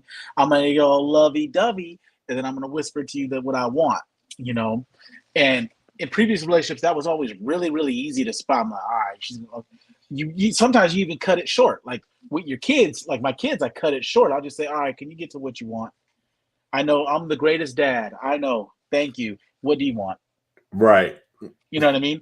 You can't really do that with an adult, especially an adult woman. You can do that. Like if my wife says, hey, okay, thank you. I'm the best wife. Tell me what you want. I wouldn't even think nothing of it. But you do that to a woman, you're probably going to get some backlash. But my wife now, I've come to realize that sometimes she needs to emotionally manipulate herself. And the reason why I say that is if she knows that she wants something or she needs something, but she doesn't feel right in getting that from me without doing something for me to write it. So it's not that she's intentionally trying to emotionally manipulate me. She's trying to reconcile it in her own head. So she doesn't feel as bad. And I'm just the collateral damage of it. Right. So sometimes it is just about intent. But as far as anybody besides my wife, and I can speak to you directly about this, Billy. And Glenn, you give me all the indications that you're of like mind. It's one of the downsides of being a very analytical person. You start analyzing, okay, why is this going this way? And you start you could start getting the whole story and the motivations behind somebody by certain little things that they say. And a lot of times that you're right. So there's good things with that. And this happens to be one of them. You start seeing, oh, okay. It's like you see that smoke in the distance and that train's on the track. Oh, it's going to come and arrive to me about something that I got to do for him here in a minute. This is all right. Fine and dandy. And then you start preparing for it. And as soon as you see it, you recognize, you start thinking about what your response is going to be. And then you just handle it as respectfully as possible. Because nothing a disrespectful person likes more than being treated with disrespect, because that gives them license to be even more disrespectful. But if you respect a disrespectful person, typically it starts putting their fire out. Yeah. But to answer your question, how do you not allow yourself to fall victim to it, is you recognize it ahead of time and you start compartmentalizing how your response is going to be. Yeah. Sometimes it's something dumb. I want to get a pair of shoes. Well, you do need shoes. It's not like they're going to go unused. Probably going to have to buy you that anyway. All right. No big deal. Sometimes it's something bigger. Yeah. No, I feel that. I think both of you are spot on the recognition aspect. What was I watching? I was watching The Accountant, and it was like the end of the movie, and the guy says, "You ever see a match grade round go through a piece of glass at something miles per hour?" And the guy gets shot in the head, and he says, "Yeah, no one does." Like if you can't recognize that something's coming, you're never going to set up that perimeter. Like it'd be like the equivalent of if I'm at war with a country and they have tanks, and I set up like remember when we were kids, we had jacks, you could bounce the ball and you pick up the jacks, right? That might stop somebody who's walking barefooted, but that's not going to stop a tank. Like, so you set up your perimeter wrong, you set up your early warning systems wrong, and that tank comes rolling over those jacks, and now it's at your front door. Too late. Your whole house is about to get destroyed. And I not only the recognition portion is important, but I think the what is the word I want to use? The standard that you set. Like it's taken a long time to get to a relationship with like the relationship that my wife and I have, where I'm like, yo, this is the standard. I'm not going to allow you to change a decision that I have made for myself, emotion, because you feel some kind of way about the decision that I made for myself. And it's especially if it has no direct impact to you, right? Like if it's one thing, like, yeah, I'm not gonna be like, well, I'm cheating and you just gonna have to deal with that. That I'm not talking about that. So don't come on here with the bull crap. But I'm just saying, as far as like, if, for instance, so I'm bald in the middle, like this don't grow, right? But there's times where I'm like, hey, I'm just not gonna cut my hair because I just don't care about hair like that. My hair is my hair, and if you don't want to be my friend or you think you're better than me because my hair don't grow in the middle, congratulations to you. You win. Whatever it was you was trying to win, you win. But if my wife was like, it's one thing where I can see if we're going out to a nice dinner and she's like, hey, babe, can you like cut your hair, shave, get cleaned up? That makes sense to me. Okay, yeah, we're going out to a nice dinner, no problem. I'm going to cut my hair, clean up nice. But if it's like we're going to McDonald's, babe, we're about to go to McDonald's. Can you cut your hair? You know how I feel about you not cutting your hair. Not that she says this to me, but you know how I feel about you not cutting your hair. No, I've decided that I don't want to cut my hair today. And McDonald's is not enough, doesn't hold enough weight for me to cut my hair to take you or me or us to McDonald's. And so I think there's the to be able to recognize, but there's also just setting the standards for what you'll stand for, because people eventually will either accept the standards that you have said that are the standards you're willing to accept, or they will move on. They will move on. And you see this all the time. We see it in child-parent relationships where a child will say, Dad, can I go to the park? Dad will say, no. And so then what do? They'll move on from dad and go to mom and be like, Mom, can I go to the park? And they'll say, ask your dad, or they'll say yes. Like, people will move on. And just like a child will try to find that person who's going to give them their yes, a person who wants to manipulate people and is not willing to change will eventually move on and find somebody who will allow them to manipulate them. And my brother and I were having a conversation a week ago, and he shared something with me that was profound to me.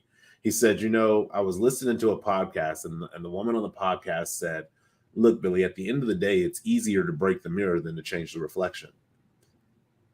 And so a person who doesn't want to change from being an emotionally manipulative person, they're just going to break the mirror and move on.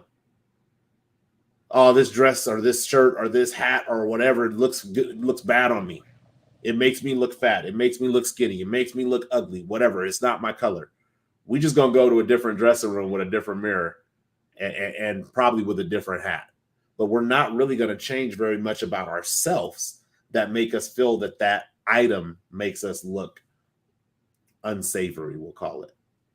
And so for me, it's not just the recognition. It's about setting that standard and holding that line on that standard. And sometimes that means, if you're going to hold the line on the standard, and this sucks for us as men because how much I've seen it already tonight, so I know it's something we really value, it means we have to let go of that. I'm going to give up that standard now for the sake of having peace now. No, if it's a standard, it's a standard. Like, put it this way, we're all fathers, right? Being a father is a standard. We're not going to give up that standard for anything. It's not like, oh, well, I'm a father, but then if me and my kid's mother are not together, and then, I'll be a father. But if the woman I decide to date going forward doesn't want to have kids, then I'm not going to be a father. No, it's a standard. I don't go into a dating relationship. I didn't go into a dating relationship saying, hey, yo, so it's just me. And then be like, ta-da, I got 3 kids. It was like, yo, it's me and my 3 kids. And if that doesn't work for you, that's fine. That means I don't meet your standard. But I'm not going to shift and change my standard as a father to get into a relationship, no matter what it is. And even as a husband, as I told my son, look, I hate to break this bad news, my wife comes before my kids because that is for me the biblical structure of the family. So granted, you are my biological blood children. I love you, would do a whole lot of things in the world for you, but you're still not a higher priority than my wife. It's a standard. But it's funny because before we were married, that wasn't the standard. It was like, hey, if my kids need me, my kids need me. But now that we're married and I understand that structure, well, if my kids need me, my kids need me, and I'll help them if I can. But if my wife needs me and my kids need me, then I got to be there for my wife, not my kids. Like, it doesn't mean I'm abandoning my kids, but it's just the standard that I have to set. So that would be the only thing that I would add to that in regards to being able to have the foresight to see what's coming, but also having a standard that you're going to hold people to. A couple things I'll throw into just to kind of put a ribbon around this is the most common reasons for emotional manipulation are either one, trying to get control, or two, lack of comfortability with being direct. Like you don't feel comfortable enough to say what you want to say, so you try to do, like you said, Billy, passive aggressive things or innuendo, and it's funny because I just heard somebody say, man, men only listen to 20% of what women say. And it's like, okay, but how much of that 100% of what they say is actually the meat of what they're trying to get across? Maybe everything else is just, sugarfooting it around the big topic. Like, can we just get to the meat? But the problem with that is that takes work, like you said, Billy. It's uncomfortable because if you're encouraging that, and I've been lucky enough to where we foster that in my relationship, where some would say it's very serious conversation, but the tone never changed like this. And she says what she feels, I say what I feel, and okay, this is what we see. Let's bounce some ideas off each other. How are we gonna fix it? Right. Sometimes that transition to that isn't as smooth. And you tell the person, I want you to tell me what's on your mind. And then when they tell you what's on your mind, it's rah, rah, rah, rah, rah. Next time they ain't going to tell you what's on their mind, even if that's what you're trying to preach. Because now you're like, man, last time I did that, he let me have it. So I'll just continue to shake the trash and pout and, give them the silent treatment. You know what I mean? So sometimes it's tough because when you encourage that behavior, you might hear some things you don't want to hear, and you gotta digest it and respond accordingly to nurture that type of relationship. So nothing that's worth it is ever easy, and you got to go through that transition. If you don't, you're going to have a whole, people always talk about in relationships game plan. That's where a lot of that comes from, is because nobody wants to be direct. It could be that they don't feel comfortable or they don't want to be vulnerable, whatever the reason is. But that's the thing, is if you could identify from the person, is it that they're scared to be open with me, or do they want to control me? And if you have, like, if my wife started acting a certain type of way and being really indirect, I'd be like, she's trying to control something. There's not good intent behind that, because she knows she has an environment where she could tell me anything, and we talk about it and things of that nature. I think you got to properly assess what it is, and then be honest with yourself. Have you fostered that or have you not? Right. And then if you haven't, maybe you need to start working towards that, because there's some reason the person doesn't feel comfortable being straight with you. Right. And it's funny when you say have you fostered, because I immediately start thinking about my wife. And I know there's some things where I haven't fostered when we go back to that whole I don't feel safe, right? I know there's areas where I haven't fostered that safety. But I'm also aware, like, remember when I was with my oldest son's mother, and I remember we were splitting up, and I remember one of the things I told her, I was like, hey, yo, like, I realize I'm not good at this whole relationship thing. Like, I get it. I'm not. This is not my best characteristic. I said, but what I do know about me is I'm a person of growth. And I don't know if you'll find another person who is committed to growth like I am in your life. Like, where you're headed, I don't foresee that you're going to be interacting with somebody who's associated with growth like that. And I remember at the time, it was like, it wasn't like, you're never going to find another me. It wasn't from that space. It was like, I was willing to try to work through this to grow to who I needed to be in order for this to be successful. And in my wife and I today, as we have these conversations, even sometimes our conversations are not the best conversations, but when we do have conversation and it's good conversation, it is good conversation.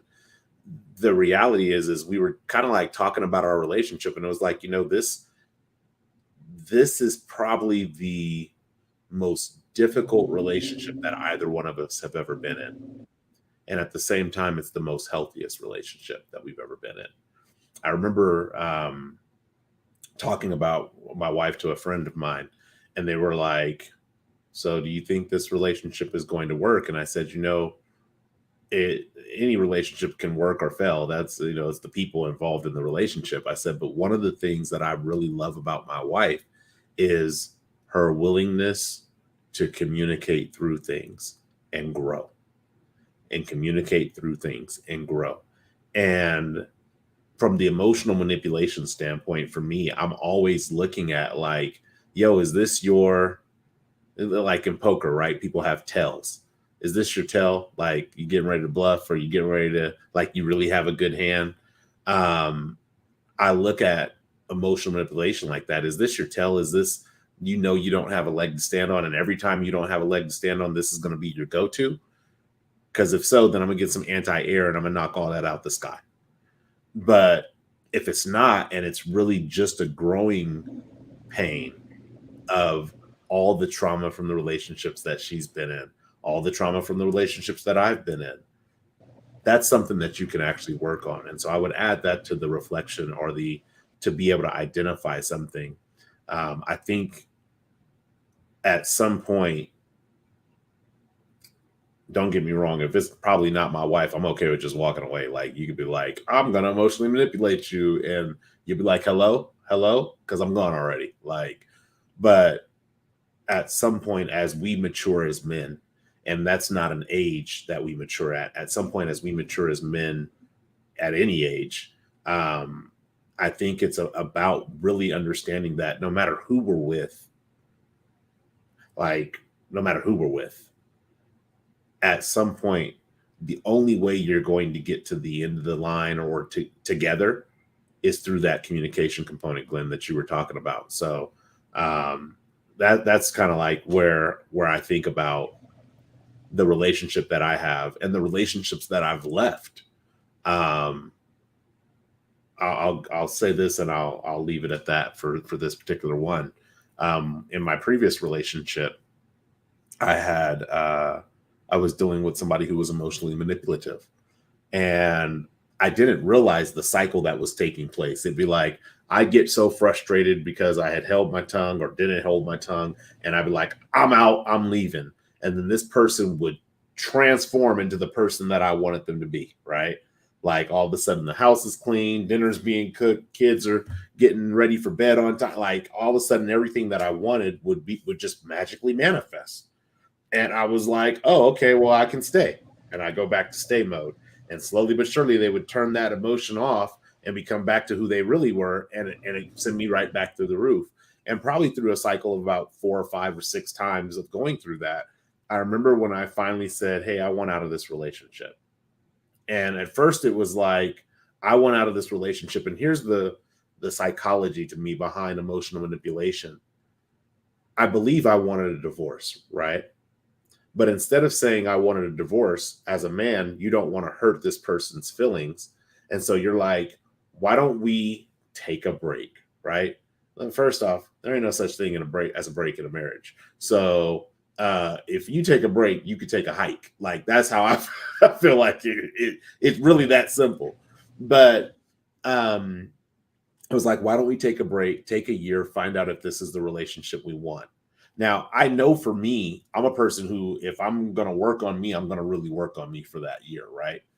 But an interesting thing happened was the day after I said, hey, let's separate and I let's take a year to figure it out, the emotional manipulation came back. And it was like, now I'm going to do all these things that always bring you right back to the cycle of being back in the relationship. And for the first time, I was able to recognize that.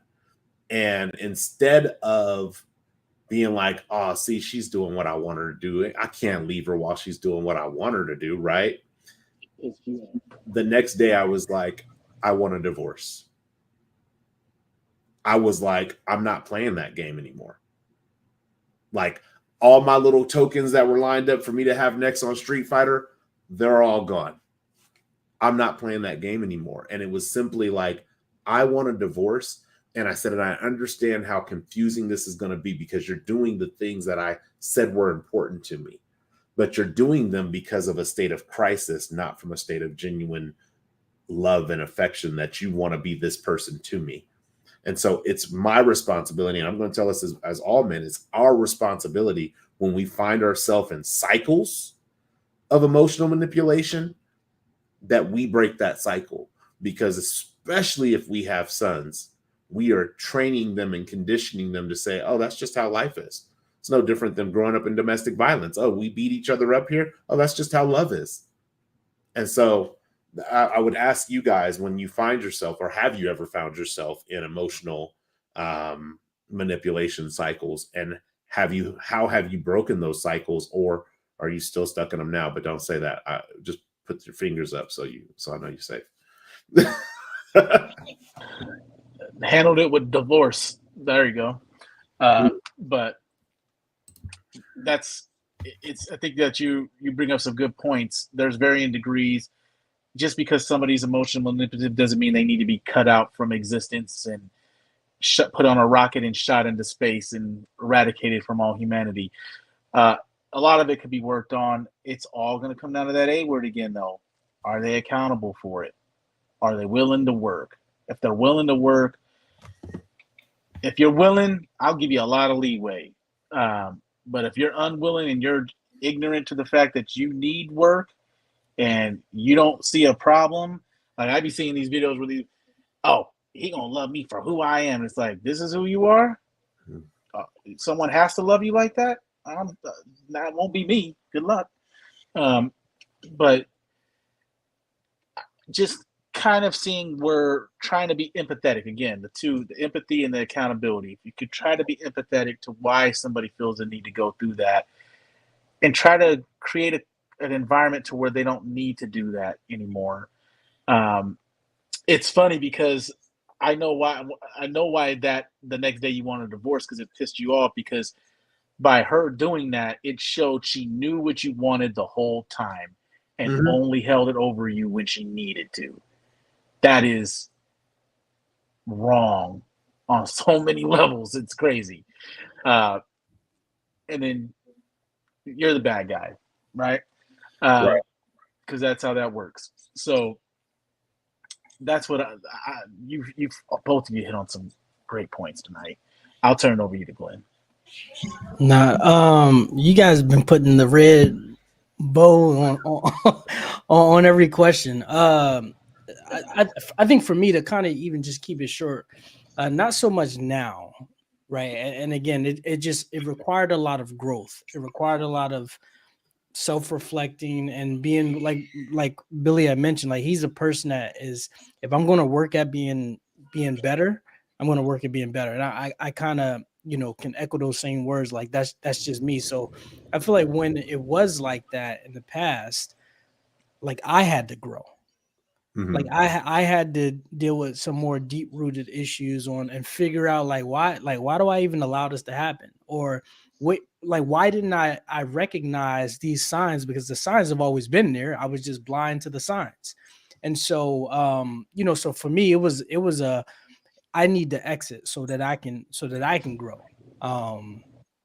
So that's really just to keep that simple. And because of that growth over the last decade or so, I've been able to again recognize those signs pretty early on. And again, going back to that thing, I'm not going to entertain that thing, right? Because I have God has blessed me with enough great people in my inner circle where if I don't have another individual added to that circle, I'm good, right? The family's good. Like we have a community of people where, talking about I have 3 boys and 1 little girl where they can look at daddy's circle and understand, hey, these are men of character. These are men of value. These are examples. If I leave this earth today to where they're left with a community of people that they can look up to. So yeah, man, that's it to kind of keep it short and simple. Just wanted to add a little bit to the red bow a little. Like, let me curl the end of that. Let me curl it. Get it with the scissors. I real quick, I'll put another curl. Are we rewarding the cycle? I guess the answer to that is stop. How do you handle emotional manipulative cycles? Stop rewarding it. Stop showing that the behavior is working. So to use your example, like if I was in that situation and the person kept conforming to what I wanted when they seen I was upset, that wouldn't change it. I would probably meet it with direct action. So now you knew what I wanted and you continue and you do it when I'm upset, but you have to wait till I'm upset for you to make me happy. And the 4-letter word I hate the most. Is that fair? What if the things that made you happy I only did when you were upset? Right. You know what I'm saying? They don't want to hear that. You know what I mean? Right. What if I had to have you upset for me to do whatever it is that you want me to do? So the answer to the question, stop rewarding the cycle, because the old people will do what works. Right. Every time. When it doesn't work, they stop doing it. That's kind of how that goes. Like, people go to work because they get paid. If you stop paying them, they stop going to work. I promise you that. I used to tell my coworkers that, like, hey, look, I'm not here for friends. I have tons of friends. I'm here because they pay me to come here. If they don't pay me to come here tomorrow, I'm not coming here tomorrow. Like, what funny you are, Jim. Right. I don't care how many jokes you tell at the coffee table. I'm not coming. You can send it to me in an email. Well, we're almost at time to wrap, so I want to give both of you guys an opportunity to get final thoughts off in regards to this conversation. It's been a very productive conversation. It's funny because when I was thinking about this conversation, I thought about it from the perspective of how emotional I am when somebody's trying to emotionally manipulate me and go into that nuclear level, right? And then you're having a conversation with your brothers about emotional manipulation. It's very calm. It's not stressful. It's not wearing at me or tearing me down or wearing me down where I'm exhausted. It's just a normal, natural conversation. So first off, I want to just thank both of you guys for coming on tonight and just, as always, being transparent and vulnerable. But final thoughts, what do you guys got before we hit these key takeaways? Yeah, Tim and Billy, I continue to express my gratitude, to be able to sit at the table with like-minded individuals. This was a great session. I love, really quick, I just got to give a shout out to the folks that was in the comment section. I think that like that gives me another level of energy, like when I see that engagement. And so, just grateful for that. This topic made me really think, man. Like, I think that over the years I've buried so much. These almost every single conversation we have on here requires me to like do some deeper self-reflecting and like, oh, did you really heal from that, or was it just patched up? And so I'm grateful to have a seat at the table to be able to have these conversations and again extend the conversations with my family, just so that they're mentally and emotionally equipped to deal with life. And I could say, hey, this is why finding a community of people who are always striving to be a better version of themselves is essential. And so, so like I said, I just want to say thank you guys, man. Appreciate you, man. Tim, what you got? Similar. This continues to be the thing I love about this, about the men's circle, is there's a lot that I feel I've learned over the years and I like to share it, but I learned so much from everybody that's on here. And it's interesting because sometimes you figure something out and you don't know how you figured it out. And then things like this cause you to reverse engineer what actually happened. And you're like, oh, dang, how could I take that process and do it to something else that's giving me issues or whatever? So it's been really helpful with, tremendously helpful with growth. But that's the key takeaway is, man, life is like a big tapestry, man. And this is just one little piece of it. And then when you zoom out and you see, oh, it's all coming together, but it's a big piece of it. And the thing that I had to struggle the most with in my current relationship, and it's because we're both highly competitive, very competitive people. That's great 90% of the time. Disagreements is the time and it's the biggest crippling effect. And we adjusted to that so well to where we don't see each other, like you said, like it's no longer me versus you. Finish him. We're not finishing each other no more. You know what I'm saying? It's we're fighting together. We're fighting the problem together. Right. You know what I mean? And I think that gets lost a lot in relationships.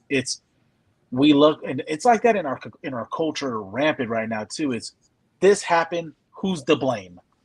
Right. We need somebody to throw it to the feet of. And when you're in a relationship, it's pretty important that you don't do that, because that's not what do you expect somebody to do. Most people are going to get very defensive, and what they're going to do, it's not my fault. It's your fault for this reason. Oh, well, I wouldn't have done that if you wouldn't have done X. And now you're 7 different arguments are happening at once because you didn't fold your clothes. You know what I mean? Or whatever the dumb thing is. And then, and you talked to that broad at the grocery store. And you're like, whoa, that was 18 years ago. Like, what is going on? And Right. like everything, all the old scabs get opened up. But it was the moment you could realize that it's you and her versus X, and not you versus her to accomplish X, everything will start turning around. Damn, that's a hell of a final thought there. The moment you can realize it's not you versus her to accomplish X, it's you and her against X to accomplish X. Nah, I'm with that. Man, that's another gem dropped, I guess. Just dropping the gem. Final thought for myself is really in regards to the emotional manipulation is it honestly doesn't matter where, who, why the emotional manipulation is taking place.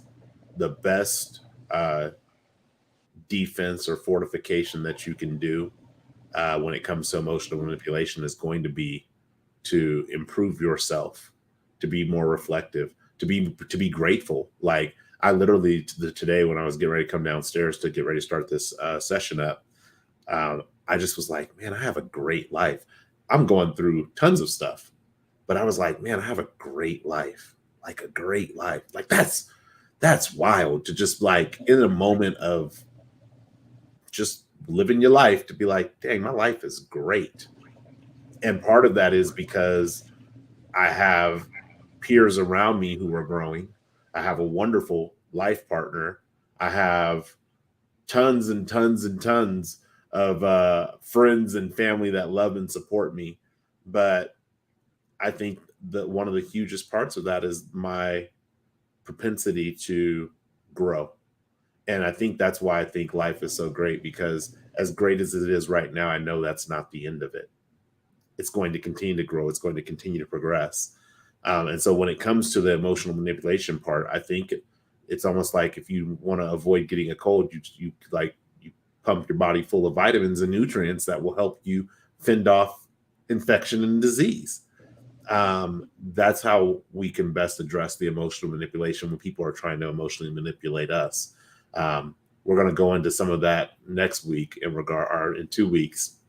when we start talking about how we emotionally manipulate people. And Tim, you're already on to something with we either want control or we don't know how to say what we want to say. So we try to sugarcoat it to make it palatable.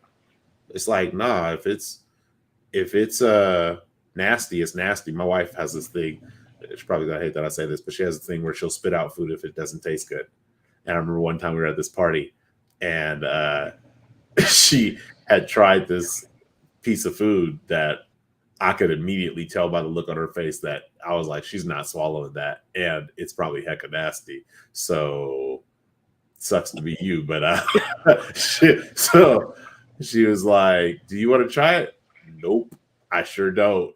Like I'm super cool, but it's that has been her way of dealing with food that doesn't taste good is I'm gonna just spit it out. I don't want to taste it. And when emotional manipulation comes into play in our lives from the outside coming in, there's something that's unpalatable. Whether it's the lack of control that a person feels they have, or the actual inability to articulate what they want to say, there's something unpalatable that is the reason why they're leaning on this particular skill set to try to get their point across or to get what they want. With that, let's jump into key takeaways. Takeaway number one is there is a spectrum. Tim, that was something you pointed out immediately. There's a spectrum to emotional manipulation. Some of it is very light. Some of it's lighthearted. Some of it's passive aggressive, lighthearted, but for real, I'm really serious. There's a spectrum. And when things have spectrums, we should address them accordingly. I think about cancer, right? If I have cancer, I'm going to get treatment that's going to attack. They're going to give me chemo and it's going to be placed in the areas in my body where the cancer's at. They're not just going to put me in an x-ray machine and bombard my body with radiation. They treat it based on how aggressive the cancer is, how far along it is. There's a whole bunch of things in the spectrum of cancer for how you would be treated. And when it comes to emotional manipulation, there's a spectrum. And so everything shouldn't be, going back to Glenn and I, shouldn't be where the nuclear launch code's at. I'm about to blow this whole joint off the bat. I'm turning my key. Right. Matter of fact, I'm turning both keys at the same time. So that's takeaway number one. Key takeaway number two is it takes consistent effort to reverse the effects of emotional manipulation.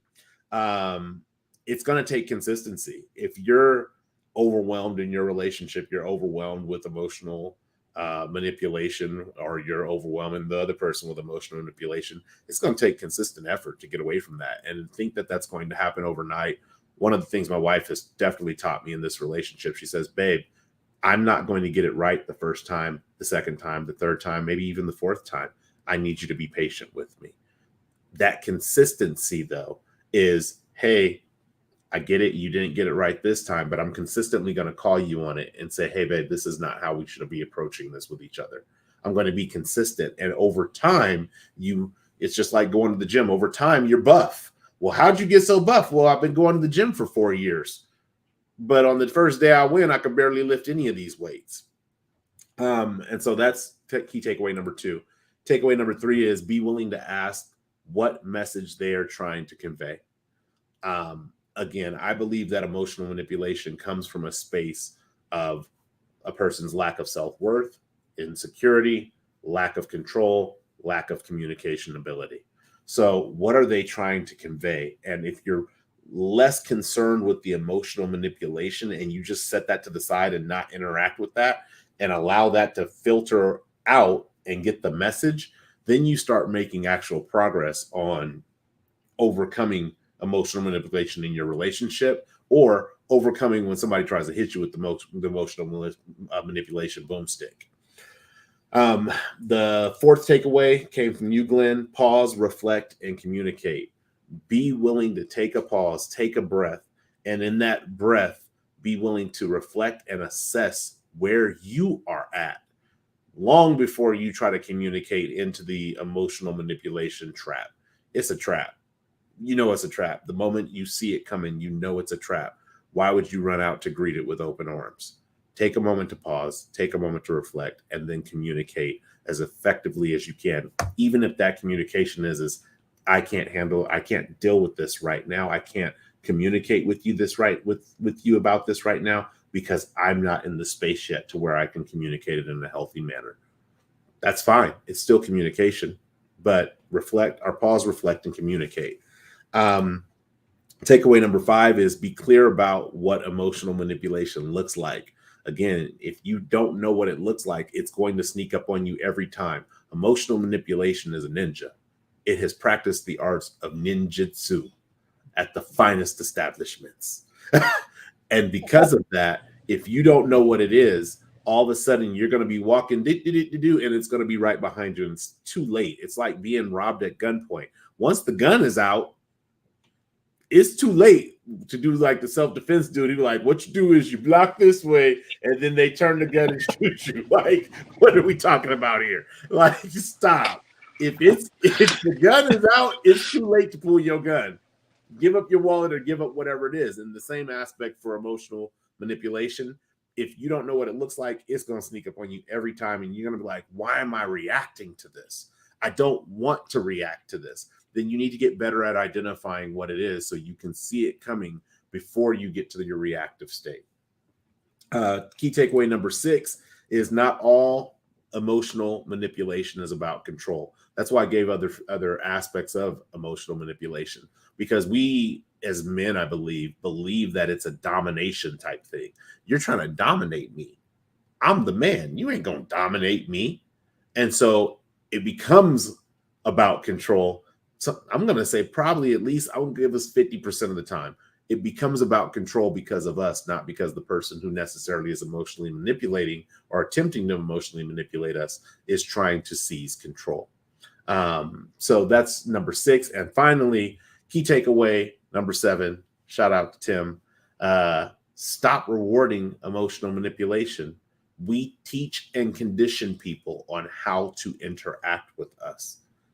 If we respond to emotional manipulation, whether actually negatively or positively, it got them at least a reaction. And if I'm with a partner who I feel like they don't love me, they don't communicate, they're so cold and they're so distant, I'll take a negative reaction over no reaction, over indifference. And so stop rewarding emotional manipulation. I'm going to continue to say, call it out for what it is and say, hey, I feel like you're trying to emotionally manipulate me right now. This is how I feel about this. What is it that you're trying to convey? But I'm not going to reward the emotional manipulation and the Jedi mind trick. I'm not going to reward that with the attention that it might be that you're seeking. So that's what I have for you guys tonight, man. This has been a great conversation. I appreciate each and every one of you for joining us live. As you know, the Wednesday Word is not this week. I'm on break through the month of June, and then I'll announce when I'm coming back in July. But we got a lot of work to do, man. It starts with ourselves. We're going to have to start working on our emotional muscle, our emotional jiu-jitsu. We're going to have to start working on that so that we're not always the ones tapping out on the mat. And it's not about tapping out in the sense of losing or winning, but it's tapping out in the sense of the numbness and just shutting down for the sake of peace sake, but at the expense of your present peace for the expense of your future insanity. So that's what I have for you guys tonight. Really quick, Glenn, you want to shout out the L3 perspective? Hey, thanks again, man. Yeah, the L3 perspective. We just dropped episode 34 today. Really, really good episode with a guy, a brother from out in Atlanta, realtor, investor, etc. But you can find us on the L3 perspective on YouTube and at the L3 perspective on IG. Feel free to connect with us. We love the feedback. We love connecting with individuals. So thanks again, Billy. Yes. That's all I got for you guys tonight, man. I thank you again, as always. If you like this video, share it. If you share this video, like it. We're always happy to engage with you guys in the live chat. Definitely a different vibe of energy with the live chat rocking. But if you're watching via the replay, happy to engage with you for the first 7 days that the content is up. After that, then maybe we do, maybe we don't. Who knows? But until the next time, one love, peace, and God bless. Thanks for sitting on the first row. I'm never mind.